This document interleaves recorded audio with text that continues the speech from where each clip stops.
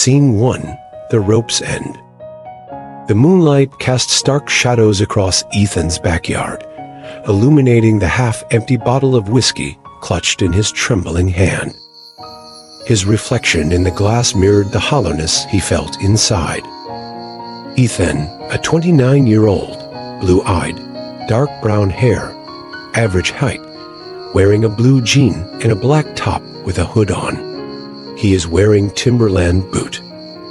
Years of unfulfilled dreams and dead-end jobs had woven a shroud of hopelessness around him. Tonight, he thought, the silence would finally drown out the gnawing emptiness. Suddenly, a sound ripped through the quiet night, a guttural shriek that sliced through the air like a banshee's wail. It was metallic, unearthly, and sent shivers down Ethan's spine. Curiosity, morbid and unwelcome, flickered in his weary eyes. He stumbled towards the source of the sound, his steps heavy with a strange mix of fear and morbid fascination. Pushing through the rose bushes, he found a mangled, egg-shaped pod smoking amidst the dew-kissed grass.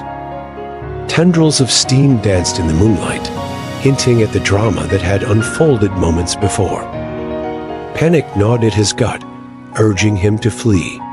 But something held him rooted to the spot, a morbid curiosity, battling with a primal fear of the unknown. "Well, hell," he muttered, his voice hoarse from disuse. "Since I'm going out anyway." Scene 2. Alien Encounter. As he cautiously approached the pod, a hiss of escaping steam stung his eyes. With trembling hands, he reached out and cautiously brushed away a piece of smoking debris. The metallic shell creaked in protest, revealing a glimpse of what lay within. Ethan recoiled with a gasp. The creature that stared back at him defied description. Tall and skeletal, its bony frame was draped in tattered, membranous wings that seemed to shimmer with an otherworldly light. 3 glowing eyes, each the size of a human hand, reflected the moonlight with an intelligence that sent shivers down his spine. Terror seized him, a primal instinct to run and hide. But before he could turn and flee, the creature whimpered. The sound, surprisingly pitiful coming from such a monstrous form, pierced through Ethan's fear. It sounded lost, hurt, and undeniably scared. Hesitantly, Ethan reached out, offering the alien a bottle of water-aged brought along, expecting the worst. To his astonishment, the creature drank, its glowing eyes meeting his in a silent plea for help. In that moment, something stirred within Ethan, a flicker of warmth replacing the icy grip of despair. He wouldn't end his life tonight. He'd save this one. Scene 3. The chase begins. News of the pod crash spread like wildfire, reaching the Anti-Terrestrial Counter Unit ATCU with alarming speed. Agents swarmed Ethan's neighborhood, their sleek black SUVs. Tearing through the quiet streets, scanners humming with the promise of an alien prize. The wail of approaching sirens shattered the fragile peace of the night. Ethan slammed the whiskey bottle into the recycling bin, adrenaline replacing fatigue. He had to get the creature, whom he'd christened Xylo, far away before they arrived. Screeching tires and a cloud of dust marked their escape as Ethan launched his beat-up pickup truck into the night. Xylo clung precariously to the back, its wings tucked tight against the wind. Sirens wailed in pursuit, and helicopters sliced through the darkness, their searchlights carving luminous scars across the moonlit sky. Every twist and turn was a desperate gamble, pushing the truck and its occupants to their limits. Ethan gritted his teeth, the familiar ache in his hands returning.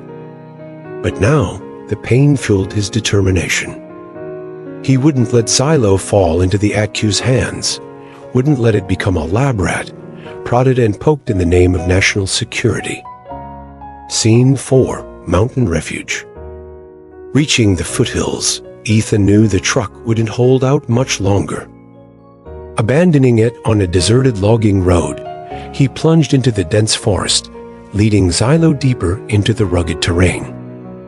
Thorns tore at his clothes, branches whipped at his face, but he ignored the pain, fueled by a newfound sense of purpose.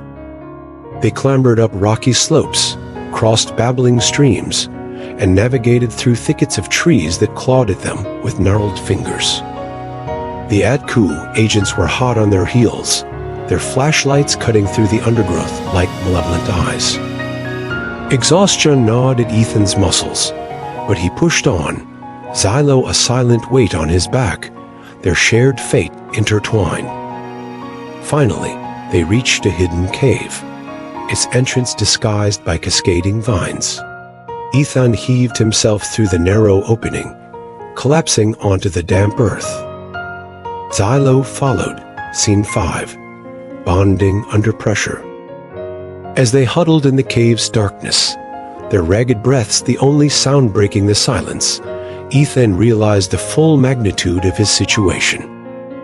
He was a fugitive, harboring an alien creature from a government agency with a ruthless reputation. Fear threatened to engulf him, but Xylo's presence offered a strange sense of solace. Hesitantly, Ethan reached out, offering the creature a granola bar from his backpack. Xylo, its fear seemingly receding, cautiously accepted the offering, its bony fingers surprisingly delicate. They ate in silence, the only communication the soft rustling of the bar and the occasional clink of water droplets from the cave ceiling. Then, an image flickered in Ethan's mind, a kaleidoscope of vibrant colors and swirling lights. It was Xylo, sharing a glimpse of its home planet, a world of towering crystal formations that shimmered with an ethereal glow. Ethan gasped, overwhelmed by the beauty and alienness of it all. Telepathy. That's how Xylo was communicating. Relief washed over him, replacing the fear with a sense of wonder. They could understand each other, even with their vast differences. He, in turn, shared fragments of his own life, the disappointment, the failures, the dreams that had turned to dust.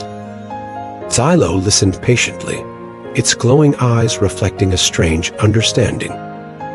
In that shared vulnerability, an unlikely bond formed, a connection forged in the heart of a dark cave, miles away from everything they knew.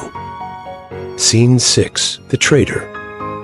Ethan believed he'd outrun the ATCU, that the cave's hidden entrance and his own resourcefulness had bought them precious time. But he underestimated the agency's reach and a far more insidious threat: betrayal. His phone buzzed, a text message flashing on the screen. It was a simple phrase, "The cave by the waterfall," followed by a string of emojis Ethan recognized from a local online forum he frequented. His stomach lurched. Someone had tipped them off. Moments later, the ground trembled under the weight of approaching boots. Flashlights stabbed through the cave entrance, their beams slicing through the darkness like predatory eyes. The ATCU had arrived, led by a familiar silhouette, a former friend from the forum, his face twisted with greed and ambition.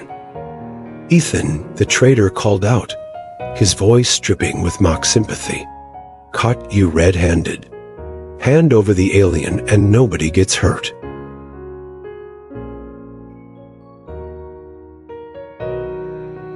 Ethan's blood ran cold. He glared at the traitor, a storm brewing within him. He wouldn't let them take Xylo, wouldn't hand it over to be dissected and experimented on. But he was just one man, armed with nothing but a flashlight and a pocket knife. What could he do?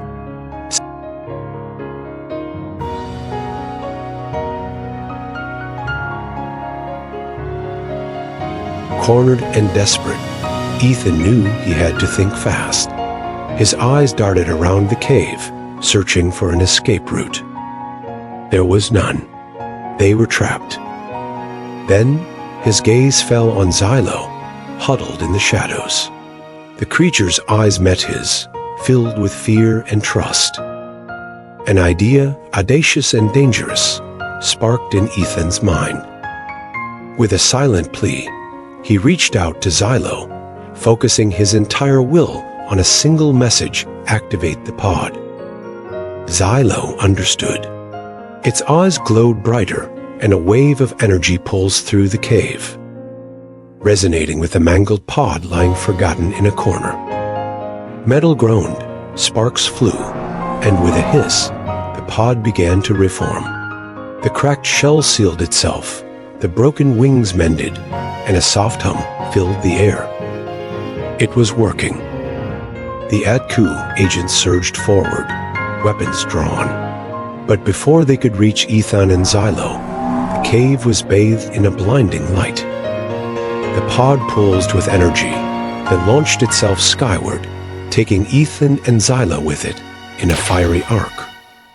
The agents stared in stunned silence as the pod disappeared into the night, leaving behind only a faint trail of smoke and the echo of Ethan's defiant laughter. Scene 8. Farewell, Blue Marble. As they soared into the star-dusted night, the earth shrank beneath them, a blue marble suspended in the vast ocean of space. Ethan watched, mesmerized, as familiar cities turned into twinkling lights and continents, morphed into swirling patterns of green and brown. A bittersweet pang of nostalgia tugged at his heart. He was leaving his home, his life, everything he knew behind. But as he looked at Xylo, nestled beside him, a wide smile spread across his face. This wasn't an ending, it was a beginning. He had traded a life of quiet despair for an adventure beyond his wildest dreams. He was an ambassador, Scene 9, a new beginning. Xylos unfolded before them like a dream made real.